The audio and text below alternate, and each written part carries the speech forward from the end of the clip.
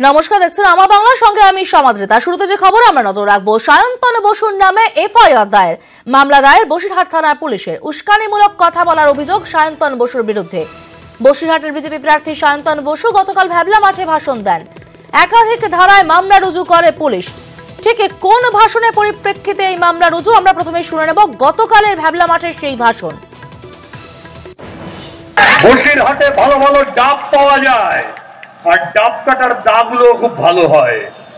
এবার রাস্তা দিয়ে মহিলারা দা নিয়ে বেরোবে, আর দু চারটাকে দেখতে পারলে একদম সাবার করে দিয়ে আসবে।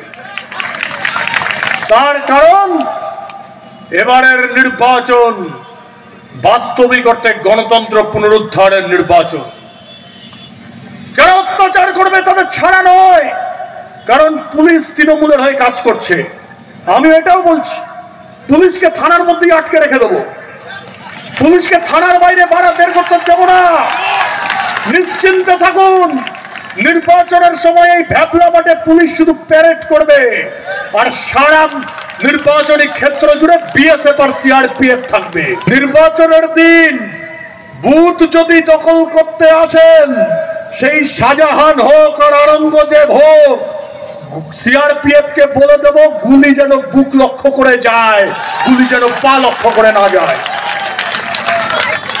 এই লড়াই গণতন্ত্র বাঁচানোর লড়াই। আর বিজেপির কার্যকর্তাদের বলছি, মার খেয়ে প্যান প্যান করবেন না, মার খেয়ে পাল্টা মার দেবেন, তারপরে ফোন করবেন। নিরীহ মানুষকে মারবেন না, গরিব মানুষকে মারবেন না, কিন্তু যারা অত্যাচার করবেন তাদের ছাড়বেন না। একবারই মরবেন, বারবার মরবেন না, কিন্তু যারা মারতে আসবে তাদেরকে মেরে তারপরে মরবেন। অনুপম সাহা প্রতিনিধি রয়েছেন টেলিফোনে। অনুপম, ঠিক কি কি অভিযোগ সায়ন্তন বসুর বিরুদ্ধে আনা হয়েছে, কোন কোন ধারায় মামলা রুজু? দেখো সমাদিকা, গতকাল বসিরহাট লোকসভার ভ্যাবলা মাঠে বিজেপির যে জনসভা হয়, সেই জনসভায় বসিরহাট লোকসভার বিজেপি প্রার্থী সায়ন্তন বসু যে বিতর্কিত মন্তব্য করে, সেই মন্তব্যের জেরে উস্কানিমূলক কথা বলা, এলাকায় উত্তেজনা ছড়ানো এবং উত্তেজনা ছড়ানোর অভিযোগে পুলিশ সায়ন্তন বসুর বিরুদ্ধে এফআইআর করে একাধিক ধারায়। তার মধ্যে যেটা 188, 115, 189, 120 বি, 506 আইপিসি, 171 এবং 125 আরপি ধারায় মামলা শুরু করেছে পুলিশ। এবং এই মামলা শুরু করার পর কিন্তু সায়ন্তন বসুর কাছে আমরা বক্তব্য নিয়েছিলাম। তিনি যেটা বলেছেন, তিনি কিন্তু প্রত্যক্ষই বলেছেন যে আমি যে অন্যায় করেছি আমাকে ফাঁসি দেওয়া হোক। এবং তিনি আরো যেটা বলেছেন যে উনি তো এরকম একটা কথা বলেছেন, অন্যায় করেছেন, কিন্তু তৃণমূল দলের যেসব নেতা মন্ত্রীরা আছে তারা একাধিক এরকম ধরনের বিতর্কিত মন্তব্য করছে, কিন্তু তার পরিপ্রেক্ষিতে কিন্তু ইলেকশন কমিশন বা পুলিশ কিন্তু কোন রকমই ব্যবস্থা নিচ্ছেন না। সমাদৃতা। ধন্যবাদ অনুপম। আমরা শুনে নেব সায়ন্তন বসু ঠিক কি বলেছেন।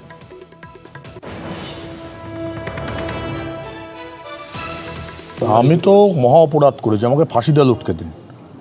কিন্তু যারা বন্দুক নিয়ে আমাদের কর্মীদের ঘরে আক্রমণ করছে, যারা আমাদের কর্মীদের দেওয়াল লিখন করার জন্য রাস্তায় ফেলে মারছে, আর আমাদের নামেই পুলিশ কেস দিচ্ছে, আমাদের কর্মীদের নামে পুলিশকে ফোন করা হলে ফোন ধরছে না, সেই অপরাধীদের বিরুদ্ধে পুলিশ কী ব্যবস্থা নিয়েছে?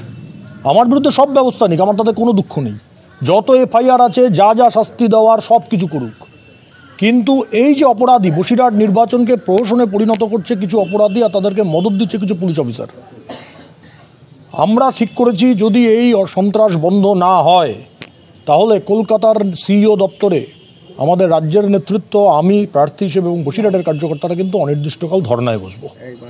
অবিলম্বে যারা মূল অপরাধী, যারা সন্ত্রাস করছে তাদেরকে গ্রেপ্তার করতে হবে। অনুব্রত নকুলদারার পাল্টা লাড্ডু বিলি। বোলপুরে লাড্ডু বিলি বিজেপি প্রার্থী রামপ্রসাদ দাসের। স্থানীয় দুর্গা মন্দিরে আজ সকালে পুজো দিয়ে পথে নামলেন রামপ্রসাদ, সঙ্গে ছিলেন দলীয় কর্মী সমর্থকেরা। বোলপুরের পথ চলতে মানুষকে লাড্ডু বিলি করতে দেখা যায় বোলপুরের এই বিজেপি প্রার্থীকে। ইন্দ্রজিৎ রোজ প্রতিনিধি রয়েছেন টেলিফোনে। ইন্দ্রজিৎ, ঠিক কি ছবি ধরা পড়লো বিজেপি প্রার্থী রামপ্রসাদ দাসের প্রচারে? দেখো, গতকাল সন্ধ্যায় রামপ্রসাদ দাসের নাম প্রচার হতেই তারা বিজেপি কর্মীরা উল্লাসে মেতে ওঠেন এবং আজ সকালে প্রার্থী নিজে বোলপুরের স্থানীয় যে দুর্গা মন্দির, সেই দুর্গা মন্দিরে পুজো দেয় এবং পুজো দেওয়ার পরে বোলপুরে যে চৌরাস্তা মোড়, সেই চৌরাস্তা মোড়ে এসে নিজের হাতে পথ চলতে মানুষকে লাড্ডু খাইয়ে দেন।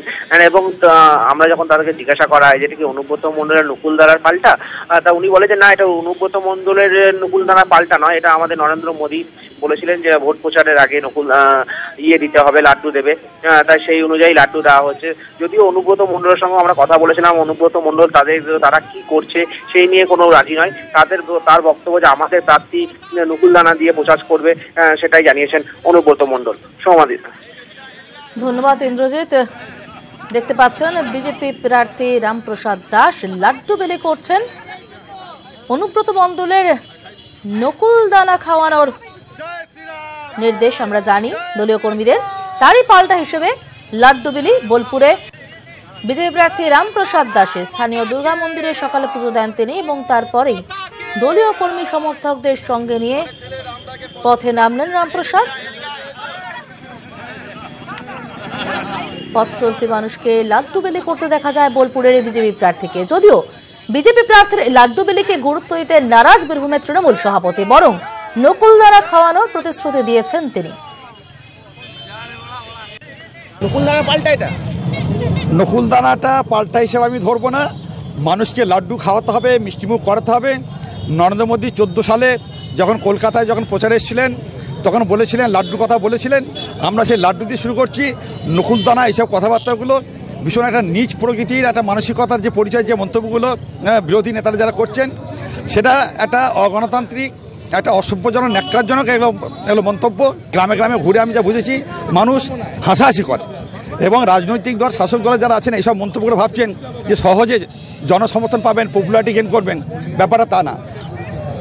যুব সমাজ প্রচণ্ড হতাশ, যুব সমাজ রুখিয়ে আছে।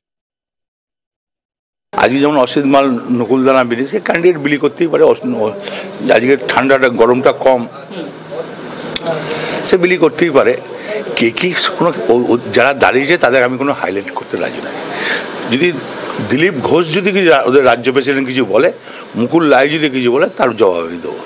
এখানে ইয়ার্কি মারার জন্য দাঁড়িয়েছে, আর ওদের আমি নাম ঢাক করতে চাই না। কেন? নাম করলে ওরা হাইলাইট পাবে, কোনো দরকার নাই। ওরা জাহান নামে জায়গা আমার দেখা দরকার না। নকুলদানা নিশ্চয়ই সব জায়গায় দেবে। নকুলদানার পাল্টা কি লাড্ডু হতে পারে? বলতেই পারবো, নাম নিতেই রাজি নয়। শুধু তৃণমূল জেলা সভাপতি নন, লাড্ডু বিলিকে গুরুত্ব দিতে নারাজ বোলপুরের তৃণমূল প্রার্থী অসিত মালও। বিজেপি প্রার্থীকে কেউ চেনেই না, দাবি অসিত মালের।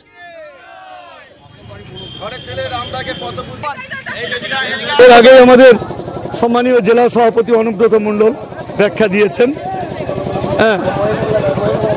যে কোনো সময় মানুষকে পুজো পার্বণের পরে যে প্রসাদ বিলি করে, সেই নকুলদানা তারই একটা অর্থ, মানুষের শান্তি, মানুষের কল্যাণ, মানুষের উন্নয়ন, এটাই হচ্ছে তার অর্থ।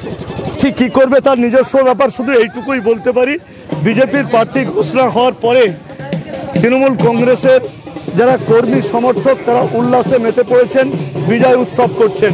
কারণ তাদের বক্তব্য হচ্ছে, প্রার্থী পরিচিতি হতে 3টা টার্ম, 15 বছর টাইম লাগবে শুধু প্রার্থী পরিচিতি হতে। বোলপুরে জমজমাট ভোটের প্রচারে লড়াই নকুলদানা বনাম লাড্ডুরও। অনুব্রত মণ্ডলের নকুলদানার পাল্টা লাড্ডু বিলি।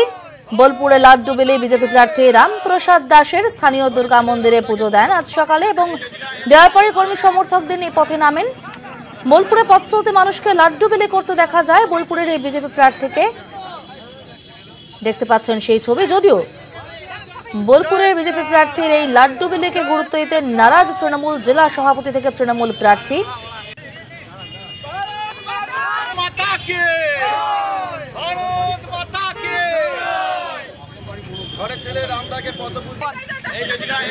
দেখতে পাচ্ছেন আজ সকালের ছবি, বিজেপি প্রার্থী রামপ্রসাদ দাস লাড্ডু বিলি করছেন। অসিত মালের নকুলদানা বিলির ছবি দেখতে পাচ্ছেন, যে নকুলদানা বিলির দাওয়াই দিয়েছিলেন অনুব্রত মণ্ডল এবং অসিত মাল নকুলদানা বিলি করেন। ঠিক তারই পাল্টা হিসেবে বিজেপি প্রার্থীর লাড্ডু বিলি।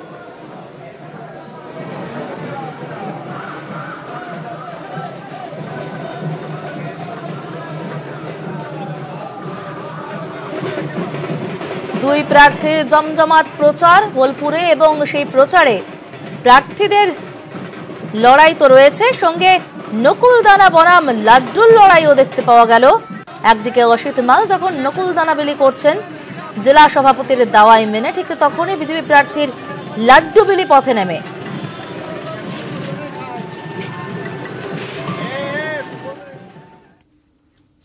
প্রচারে বেরিয়ে টোটো চালালেন রামপুরহাটের তৃণমূল প্রার্থী শতাব্দী রায়।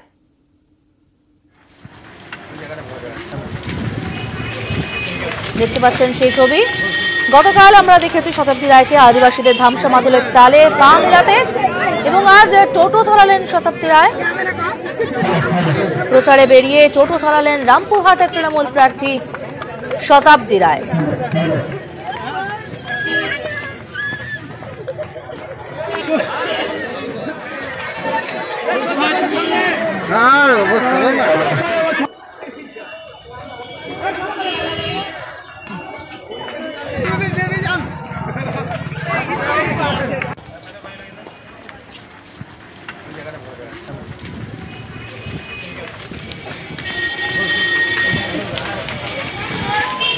অক্ষয় ধীবর প্রতিনিধি রয়েছেন টেলিফোনে। অক্ষয়, গতকাল শতাব্দী রায়কে দেখেছি আমরা আদিবাসীদের সঙ্গে পা মেলাতে ধামসা মাদলের তালে, আজ টোটো নিয়ে প্রচার, জনসংযোগের হাতিয়ার।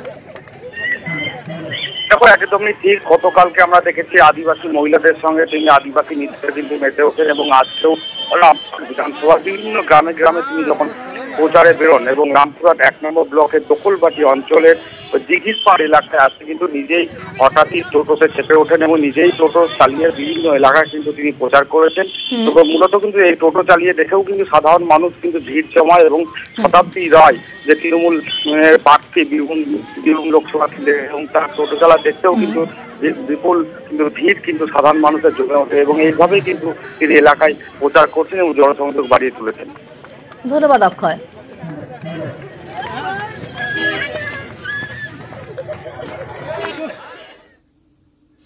জনসংযোগে শতাব্দী রায়ের হাতিয়ার টোটো। অন্যদিকে জনসংযোগে বিষ্ণুপুরে তৃণমূল কংগ্রেস প্রার্থী শ্যামল সাঁতরা খোল করতাল বাজিয়ে প্রচার চালালেন। দেখতে পাচ্ছেন শ্যামল সাঁতরার প্রচারের ছবি। বিষ্ণুপুরে তৃণমূল কংগ্রেস প্রার্থী খোল করতাল সহযোগে তার প্রচার।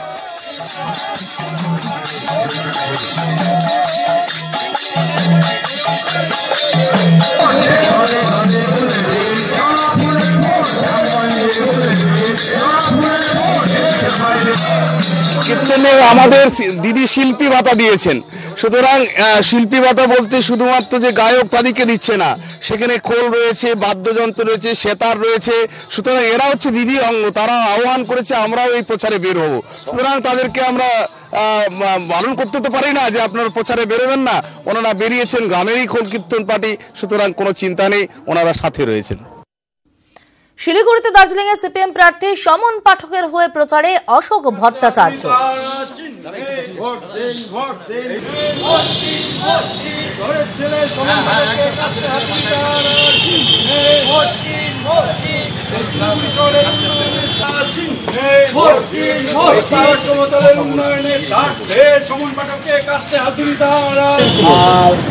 একটা প্রার্থীরা খুঁজে পেল না, ব্যাংকারসি প্রমাণিত হয়, দেউলিয়াপনা। বিজেপি রাজনৈতিক দল হিসাবে, মতাদর্শ হিসাবে একটা দেউলিয়াপনা রাজনীতি যে করে, এটাই প্রমাণ করে। তারা নিয়ে এসছেন এমন একজন প্রার্থী যার কোনো রাজনীতির সঙ্গে কোনো সম্পর্ক নেই।